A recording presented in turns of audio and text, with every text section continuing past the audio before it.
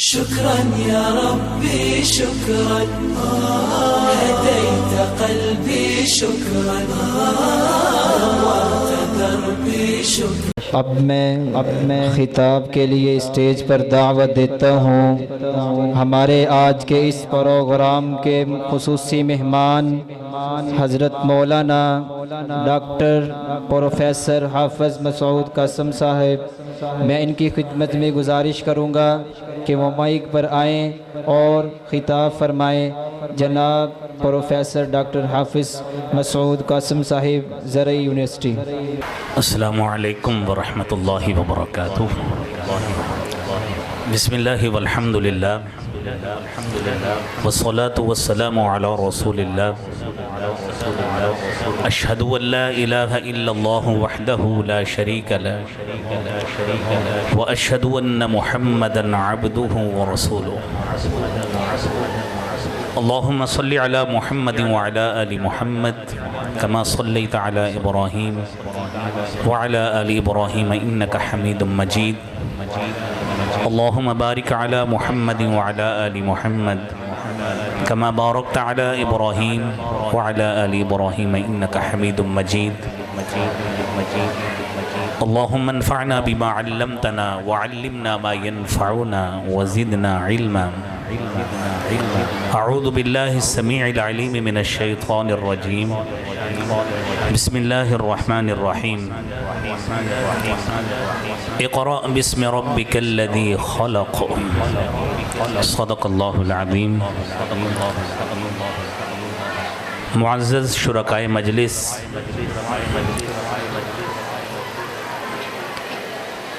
کافی وقت جو ہے وہ آپ نے اس سے پہلے گزارا ہے،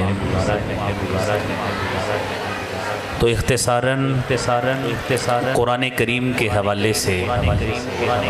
کچھ گفتگو کر لیتے ہیں تاکہ قرآن کریم کے نزول یا اس کے مختلف جو آگے حصے ہیں تدریجاً اس حوالے سے بات ہو جائے۔ آپ احباب بڑے ذوق سے، بڑے شوق سے قرآن کریم کی تلاوت کو سماعت فرما رہے تھے، اور مختلف طلباء آپ کے سامنے قرآن کریم کو مختلف انداز سے آپ کے سامنے پیش بھی کر رہے تھے، اور آپ نے یہ خود سماعت فرمایا ہے۔ دعا گو ہوں کہ اللہ کریم آپ لوگوں کا یہاں پہ بیٹھنا، طلباء کا قرآن پڑھنا اور منتظمین کا یہ معاملات کو کرنا اپنی بارگاہ میں قبول فرمائے۔ نبی کریم صلی اللہ علیہ وآلہ وسلم پر نازل ہونے والا یہ قرآن، ہم اس کو اگر نزول کے اعتبار سے دیکھیں تو یہ قرآن کریم مختلف مراحل میں ہمارے تک پہنچا ہے، اور اس کا آغاز اس وحی کے ساتھ ہوا تھا جب رسول اکرم صلی اللہ علیہ وآلہ وسلم پر سورہ علق کی ابتدائی 5 آیات نازل ہوئی تھی، اور وہ 5 آیات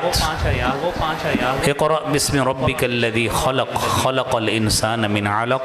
اقرأ وربک الاکرم الذی علم بالقلم علم الانسان ما لم يعلم۔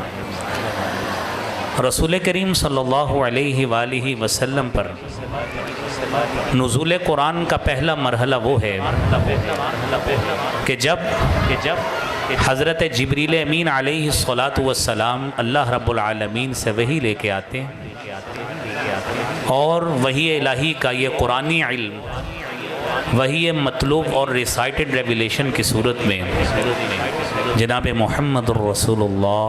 صلی اللہ علیہ وآلہ وسلم تک کنوے کرتے۔ یہ نزول کا پہلا مرحلہ ہے۔ امام قرطبی رحمۃ اللہ علیہ نے تفسیر القرطبی میں اس حوالے سے احادیث جمع کی ہیں کہ نبی کریم صلی اللہ علیہ وآلہ وسلم پر قرآن کریم کی ابتدائی وحی جو تھی وہ کن الفاظ سے تھی، اس کا تذکرہ موجود ہے، اور وہی 5 آیات آپ نے سماعت فرمائی۔ قرآن کریم کا اس نزول کے پہلے مرحلے میں حضرت جبرائیل علیہ السلام آپ پر قرآن لے کے آتے، آپ علیہ السلام حضرت جبرائیل کے پیچھے قرآن پڑھتے۔ بسا اوقات ایسے بھی ہوتا کہ آپ ان کے پیچھے پڑھتے اور اس میٹیریل کے اوور لیپ ہونے کا خدشہ ہوتا، تو اللہ رب العالمین نے آپ کے اس خدشے کو اس طرح دور فرمایا، سَنُقْرِئُكَ فَلَا تَنْسَى، کہ ان قریب ہم آپ کو قرآن پڑھائیں گے، لا تنسا، آپ بھولیں گے نہیں۔ اور اس بات کی دوسری گارنٹی سورۃ القیامہ میں دی گئی، جس میں اللہ احکم الحاکمین نے فرمایا لا تحرک بہ لسانک لتعجل بہ، آپ اپنی زبان کو جلدی کی غرض سے حرکت مت دیجیے، ان علینا جمعہ وقرآنہ، اس قرآن کو جمع کرنا بھی اور پڑھانا بھی ہماری ذمہ داری ہے، اور اس ذمہ داری کو کمال طریقے سے ہماری سوچ سے اور پرسیپٹیو اپروچ سے بھی بیونڈ اللہ نے اس کو نبھایا ہے۔ اور آج یہ حفاظ ہی نہیں، سینکڑوں صرف یہی، ہزاروں یہی نہیں، ہزاروں اور لاکھوں کی تعداد میں اقوام عالم میں ایسے مدارس اور ادارے موجود ہیں جنہوں نے قرآن کریم کو یاد کرنے، حفظ کرنے کی صورت میں ادارے قائم کیے ہیں، اور اسی تعداد میں ہی بلکہ اس سے کئی ملٹیپلیکیشن میں آگے طلبہ کو تیار کر کے قرآن کریم کے تحفظ کا عملی ثبوت دے رہے ہیں۔ رسول کریم صلی اللہ علیہ وآلہ وسلم پر اللہ رب العالمین نے اس قرآن کو 2 مراحل میں نازل کیا۔ پہلا حصہ ہجرت مدینہ سے قبل کا ہے، جو 12 سال 5 ماہ اور 12 دن کا ہے، اور دوسرا مرحلہ جو ہجرت مدینہ کے بعد کا ہے، جس کا دورانیہ 9 سال 9 ماہ اور 9 دن ہے۔ اس ٹوٹل دورانیے کو ملائیے تو یہ 22 سال 2 ماہ اور 21 دن بنتے ہیں۔ اس دورانیے میں قرآن کریم کو اللہ رب العالمین نے نازل کیا، اور قرآن ایک مرحلے میں نازل نہیں کیا گیا، قرآن خود اس کی شہادت دیتا ہے وَقُرْآنًا فَرَقْنَاهُ لِتَقْرَأَهُ عَلَى النَّاسِ عَلَى مُكْثٍ وَنَزَّلْنَاهُ تَنزِيلًا۔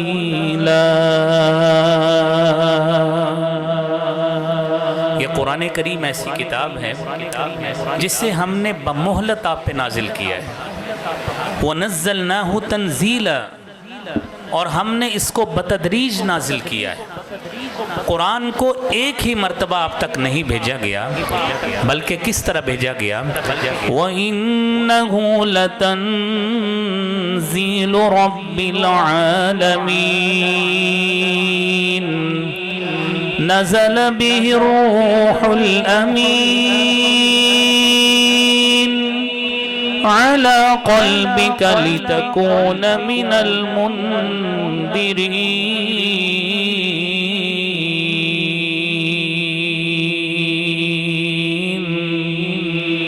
یہ قرآن کریم کو اللہ رب العالمین نے نازل کیا جبرائیل کے ذریعے، بتدریج نہیں، اس دورانیے میں بتدریج نازل کیا ہے 22 سال 2 ماہ اور 21 دن کے دورانیے۔ اور پھر نبی کریم صلی اللہ علیہ وآلہ وسلم کو اللہ نے یہ قرآن نازل کر کے دیا۔ اس قرآن کو آگے پہنچانے میں آپ نے کیا کیا؟ قرآن کا دوسرا مرحلہ جب حضرات صحابہ کرام نے جناب محمد الرسول اللہ صلی اللہ علیہ وآلہ وسلم سے قرآن کو اخذ کیا ہے، آپ سے قرآن کو سیکھا ہے۔ اور میرے بھائیوں اور میری بہنوں، اس بارے میں 3 صحابہ کرام کی احادیث موجود ہیں۔ سیدنا عبداللہ بن مسعود رضی اللہ تعالی عنہ، سیدنا ابی بن کعب رضی اللہ تعالی عنہ، اور حضرت عثمان بن عفان رضی اللہ تعالی عنہ۔ قرآن کا دوسرا مرحلہ اس حوالے سے وہ تینوں صحابہ بیان کرتے ہیں کہ کان رسول اللہ صلی اللہ علیہ وآلہ وسلم یقرئونہم 10 آیات لا یجاوزونہا، کہ رسول اکرم صلی اللہ علیہ وسلم صحابہ کرام کو 10 آیتیں دیتے تھے، لا یجاوزونہا، اور یہ اس 10 آیتوں سے آگے تجاوز نہیں کرتے، حتی یعلموا ما فیہا من العمل، جب تک اللہ کے رسول صلی اللہ علیہ وآلہ وسلم ان کے اندر صحابہ میں عملی ثبوت آیات کا نہیں دیکھ لیتے تھے، اس وقت تک اگلا سبق نہیں دیا کرتے تھے۔ اور آج یہ آپ یہ نورانی چہرے، یہ چھوٹے چھوٹے لٹل اینجلز، یہ بچے آپ کے سامنے قرآن پڑھتے ہیں، ان کے پیچھے ایک دن نہیں، 2 دن نہیں، 1 مہینہ نہیں، اس کے پیچھے سالوں کی محنت ہوتی ہے جو ان طلباء نے کی ہوتی ہے، اور یہ اسی طرح ہی محنت ہے جس طرح حضرات صحابہ کرام نے دن جاگ کر، راتیں جاگ کر، ساری صعوبتیں برداشت کر کے انہوں نے رسول اللہ صلی اللہ علیہ وآلہ وسلم کو یہ قرآن پیش کیا، اور آپ علیہ الصلاۃ والسلام نے ان میں جان کر پھر آہستہ آہستہ ان کو یہ قرآن مکمل یاد اور حفظ کروایا ہے۔ قرآن کریم کا تیسرا مرحلہ وہ ہے جب صحابہ کرام نے آگے دوسرے صحابہ کرام اور عوام الناس کو قرآن سکھایا ہے۔ امام بخاری رحمت اللہ علیہ نے اس کا تذکرہ کیا ہے کہ نبی کریم صلی اللہ علیہ وآلہ وسلم نے ہجرت مدینہ کے بعد حضرت مصعب بن عمیر اور حضرت مصعب کے ساتھ عبداللہ بن ام مکتوم رضی اللہ تعالی عنہما، ان دونوں صحابہ کو بھیجا کہ آپ جائیے اور جا کر لوگوں کو قرآن کریم کی تعلیم دیجیے۔ صحابہ اس طرح گئے، جا کے مدینہ منورہ میں پہنچ گئے، جا کے لوگوں کو قرآن کی تعلیم دینے لگے، اور پھر تھوڑے وقت کے بعد ہی آپ نے حضرت عمار بن یاسر رضی اللہ تعالی عنہ اور پھر اسی طرح ہی ان کے ساتھ ایک اور صحابی ان کو بھی بھیجا کہ جائیے جا کے لوگوں کو قرآن کریم کی تعلیم دیجیے۔ اور صحابی خود بیان کرتے ہیں حضرت براء بن عازب رضی اللہ تعالی عنہ کہ یہ 4 صحابہ موجود تھے، اور جب فتح مکہ ہو گیا ہے نبی کریم صلی اللہ علیہ وآلہ وسلم نے حضرت معاذ بن جبل رضی اللہ تعالی عنہ ان کا بھی تقرر کیا کہ وہ بھی اسی ٹیم میں شامل ہو جائیں۔ مدینہ منورہ میں جو شخص بھی مسلمان ہوتا تھا، ہجرت کر کے یا آپ کے پاس آتا تھا، آپ سب سے پہلی اس کی ٹریننگ یہ کیا کرتے تھے کہ آئیے آپ قرآن سیکھیں، اور انہی صحابہ کرام سے قرآن سیکھیں جو مصعب بن عمیر تھے، عمار بن یاسر تھے، عبداللہ بن ام مکتوم تھے، حضرت بلال رضی اللہ تعالی عنہ تھے۔ یہ 4 صحابہ کرام کی ٹیم تھی، انہوں نے آگے شاگرد تیار کیے، پھر اسی طرح ہی قرآن آگے کنوے ہوتا رہا۔ آج میرے بھائیوں، نبی کریم صلی اللہ علیہ وآلہ وسلم نے اس قرآن کو سب سے بیسکس، سب سے بنیادی تعلیم سمجھ کے سب سے پہلی تعلیم اس بات کی دی۔ یہ بدقسمتی ہے ہماری کہ آج ہمارا مسلمان اس قرآن سے آہستہ آہستہ دور ہوتا گیا، اور اس نے اپنی اس کو بیس سمجھنے کی بجائے، اس کو ٹارگٹ سمجھنے کی بجائے، اس نے اس قرآن کو ایک سیکنڈری حیثیت دے دی، اور ان علوم کو پرائرٹی اور پرائمری حیثیت دے دی جن علوم کا تعلق صرف دنیا سے ہے، جو علوم آپ کو دنیا داری تو سکھا دیں گے لیکن نہ اخلاقیات سکھائیں گے، نہ آپ کے اندر روحانیت پیدا کریں گے، نہ آپ کے اندر آداب پیدا کریں گے، نہ آپ کا رستہ صحیح جنت کی طرف متعین کریں گے۔ اگر یہ کوئی آپ کا درجہ بلند ہوگا تو یہ اسی قرآن کی وجہ سے ہوگا جس کے بارے میں رسول اقدس صلی اللہ علیہ وآلہ وسلم نے فرمایا ہے، ان اللہ یرفع بهذا الكتاب اقواما ويضع به آخرین۔ اللہ رب العالمین اسی قرآن کے ذریعے بہت سارے لوگوں کو رفعت اور بلندیاں عطا فرماتا ہے، وَيَضَعُ بِهِ آخَرِينَ، اور کتنے ہی لوگ ہیں جو اسی قرآن کی وجہ سے اس پہ عمل نہ کرتے ہوئے ذلیل و خوار ہو جاتے ہیں۔ میرے بھائیوں، یہی حفاظ ہیں، یہی علماء ہیں، یہی قراء ہیں، یہی قرآن کو اپنے سینوں میں لے کر آنے والے ہیں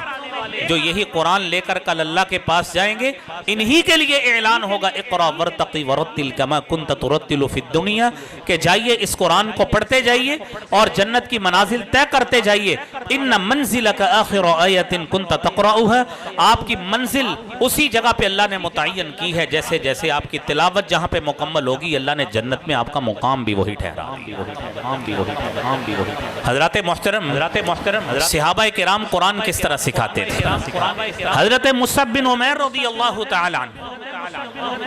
آپ وہ واحد صحابی ہیں، علامہ مغلطائی لکھتے ہیں کہ مدینہ منورہ کے اندر وہ گھر جس میں قرآن پڑھا جاتا تھا اس کو دار القراء کہا جاتا تھا، اور اس کی کسٹڈی نبی صلی اللہ علیہ وسلم کے صحابی حضرت مصعب بن عمیر رضی اللہ تعالیٰ عنہ کے پاس تھی۔ اور وقت کے ساتھ ساتھ حضرت مصعب بن عمیر صحابہ کرام میں وہ واحد صحابی ہیں جنہیں پورے صحابہ کرام میں مقری کا ٹائٹل دیا گیا ہے حضرات صحابہ کرام کی طرف سے، کہ وہ اللہ کا قرآن پڑھاتے ہیں اور اللہ کے دین کی طرف رہنمائی کرتے ہیں، لوگوں کی اساس کو سیدھا کرتے ہیں، لوگوں کی بیس بناتے ہیں۔ میرے محترم بھائیوں، یہاں پہ مجھے آ کے یہاں پہ اندازہ یہ بھی ہوا کہ یہاں پہ ساتھ سکول کی تعلیم بھی دی جاتی ہے۔ خوشی ہوئی اس بات کی کہ بہت اچھی بات ہے، یہ دونوں علوم ساتھ چلانے چاہیے۔ یہ دنیا کی اس وقت کی ضرورت ہے کہ اس کو پریکٹیکلی امپلیمنٹ کرنا ان اداروں میں وقت کی اہم ضرورت بن چکی۔ میں آپ کے سامنے موجود ہوں،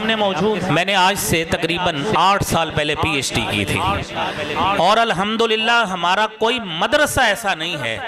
جس کے اساتذہ، کافی تعداد میں اساتذہ الحمدللہ میرے شاگرد نہیں ہیں۔ الحمدللہ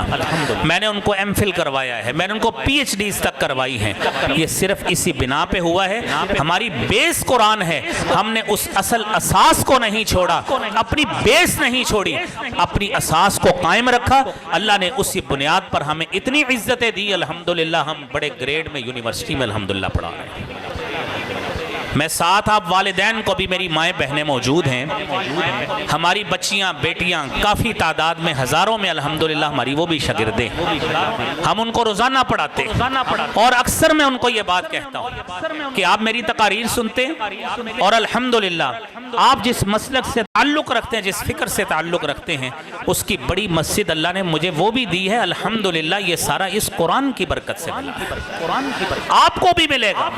قرآن سے تعلق نبھانے کی وجہ سے ملے گا، اس قرآن سے تمسک کرنے کی وجہ سے ملے گا، اور اس قرآن سے اپنے آپ کو بہرمند کرنے کے ساتھ ملے گا۔ بصورت دیگر ہم کسی کشتی کے اور کسی منزل کے راہی نہیں رہیں گے۔ حضرات دیکھیے، امام ابو عبد الرحمن السلمی وہ بیان کرتے ہیں کہ حضرت خباب بن ارت رضی اللہ تعالی عنہ کان یختلف الى فاطمة بنت خطاب رضی اللہ تعالی عنہ، حضرت خباب بن ارت رضی اللہ تعالی عنہ فاطمہ بنت خطاب کے پاس تشریف لاتے تھے، اور انہوں نے بار بار آ کے حضرت فاطمہ کو قرآن یاد کروا دیا، قرآن کریم حفظ کروا دیا۔ ہمارے پاس ایک مشنری جذبہ ہونا چاہیے کہ ہم نے اس قرآن کی تعلیم دینی ہے، ہم نے یہ قرآن لوگوں کو سکھانا ہے، اور قرآن کی بنیادی اساسیات سمجھانی ہے، اس کا تلفظ اور پروننسیشن سمجھانا ہے، اس کا مختلف ایکسنٹس اور قراءات کو سکھانا ہے، اور ان ساری چیزوں پر گرفت قائم کر کے ہم نے ان طلبہ کو اور ان اچھے پیارے نمونوں کو گلدستہ بنا کر آپ والدین کے ہاتھ میں دینا ہے کہ یہ وہ ایک کلی تھی جس کو ہم نے تناور درخت علم کی صورت میں بنا کر، اور ایک قرآن کا اس کے اوپر ایک بڑا بوجھ صحیح معنوں میں ذمہ داری کے ساتھ رکھ کے اب آپ کے سپرد کر دیا۔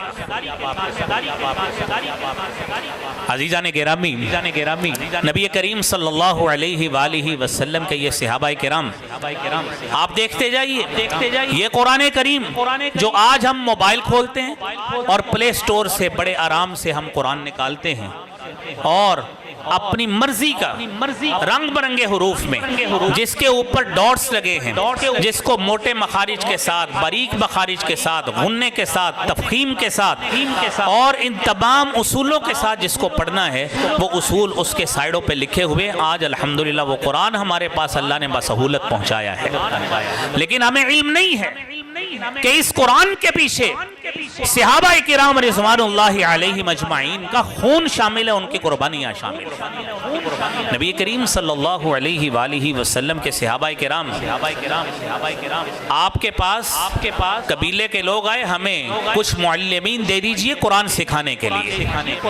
اور آپ تصور کیجئے ہم نے قرآن کریم کو کتنا ہلکا سمجھ لیا ہے۔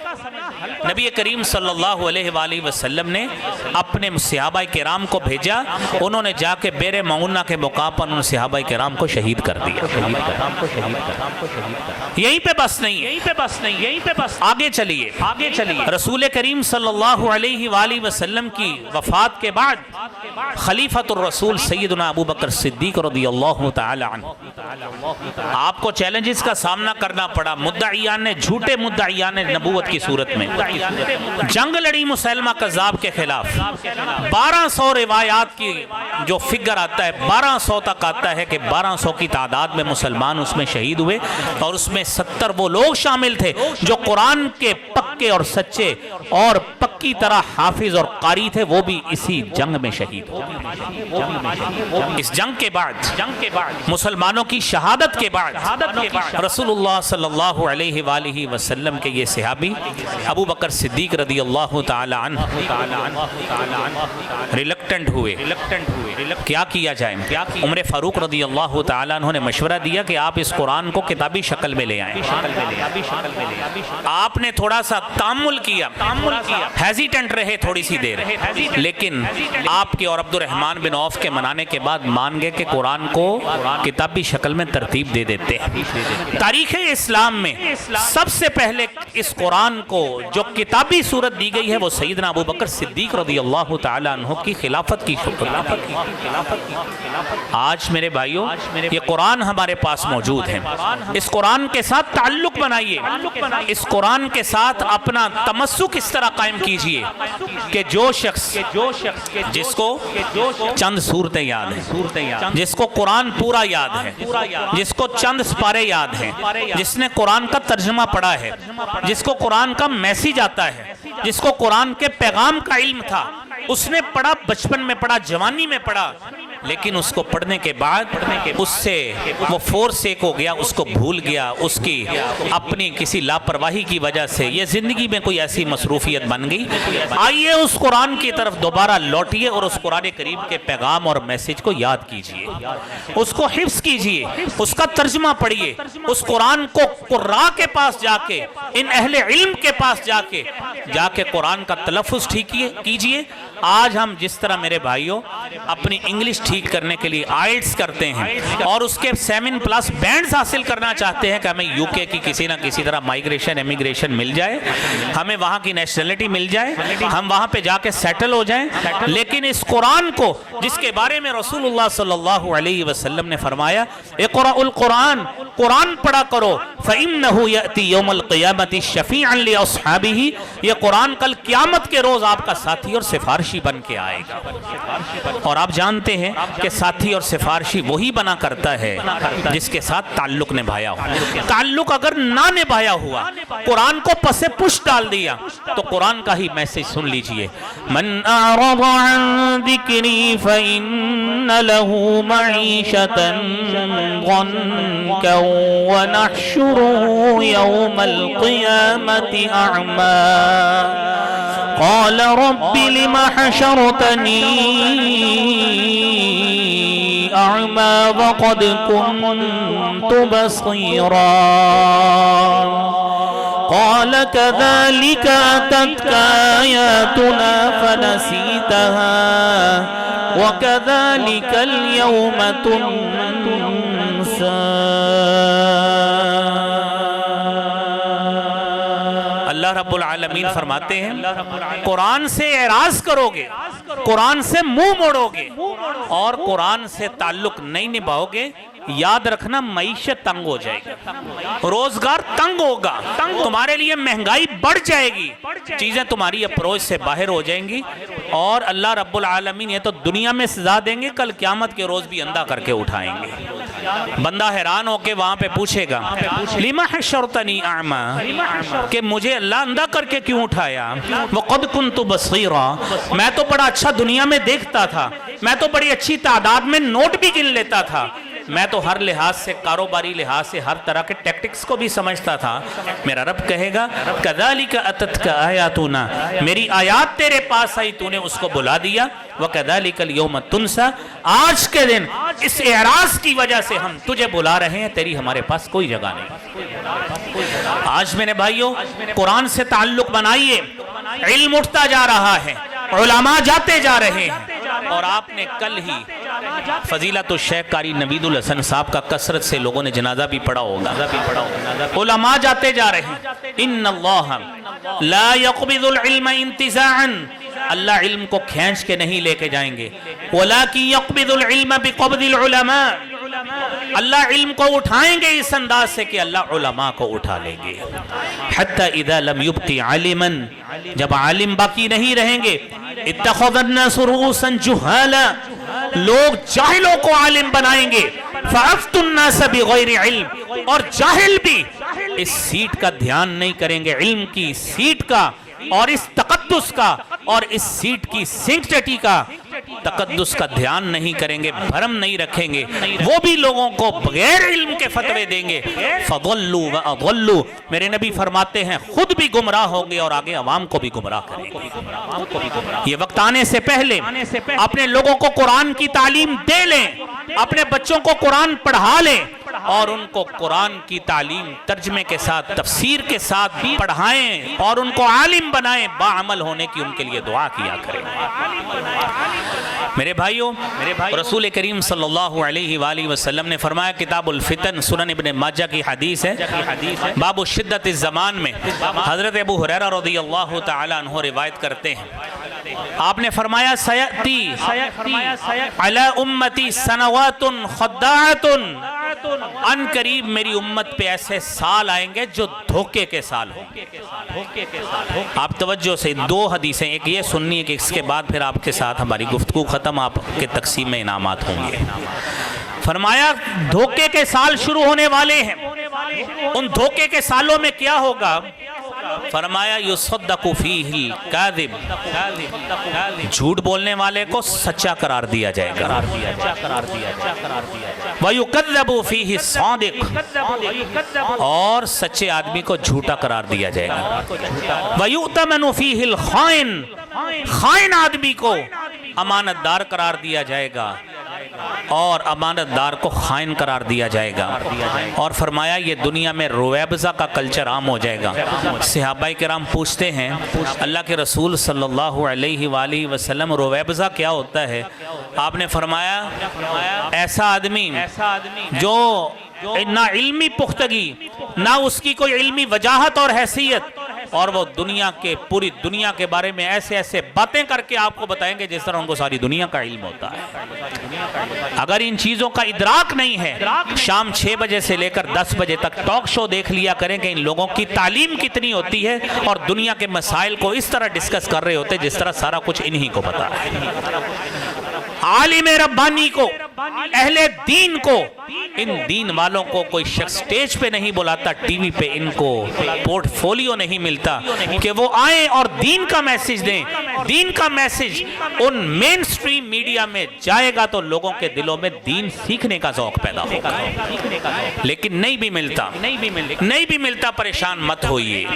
رسول کریم صلی اللہ علیہ وآلہ وسلم کی اس حدیث کے مطابق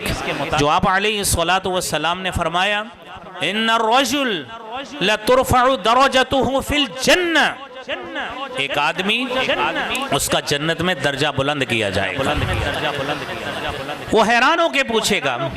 ان لی ھذا، یہ میرے لیے درجہ کیسے بلند ہوا؟ فرشتے اس کو کہیں گے باستغفاری ولدک لک،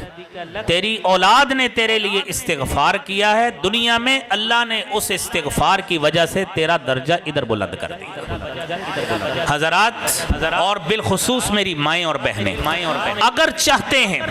ہمارے مرنے کے بعد ہمارے لیے کوئی بخشش کی دعا کرنے والا ہو، ہمارے مرنے کے بعد ہمیں غسل دینے والا کوئی ہمارا گھر کا فرد ہو، تو آئیے اپنے بچوں کو دین کی طرف لے آئیے اور دین کی طرف لائیے۔ مرنے کے بعد بھی یہی ورثہ ہوگا جو ہمارے درجات کی بلندی کا باعث بنے گا۔ ہم ان کو مسجدوں کی صفوں کی اگر زینت نہیں بنائیں گے، ان کو نماز پڑھنا نہیں سکھائیں گے، مسجد کا ادب اور کلچر نہیں سکھائیں گے، ہم مر جائیں گے، ہماری قبریں بھی معدوم ہو جائیں گی، ہماری قبر پہ کوئی آ کے استغفار کرنے والا بھی نہیں ہوگا۔ اس لیے بھائیوں آپ خوش نصیب ہیں کہ آپ نے بچوں کو دین کی طرف لگایا، دین کی طرف مزید لگائیں، لوگوں کو اس کی ترغیب دیں کہ بچوں کو قرآن پڑھا لیں، قرآن کی تعلیم دے لیں۔ اسی میں ہی میرے بھائیوں آپ کی بھی بقا ہے، میری بھی بقا ہے۔ اللہ کریم میرا اور آپ کا یہاں پہ آنا قبول و منظور فرمائے، جب تک زندہ رکھے اس قرآن کے ساتھ تمسک کے ساتھ زندہ رکھے، موت بھی آئے تو آخر میں یہی کلمات جو قرآنی آیات کے ہوں اللہ یہی زبان پہ نصیب فرمائے۔ وآخر دعوانا الحمدللہ رب العالمین۔ شكرا يا ربي شكرا، هديت قلبي شكرا، نورت دربي شكرا.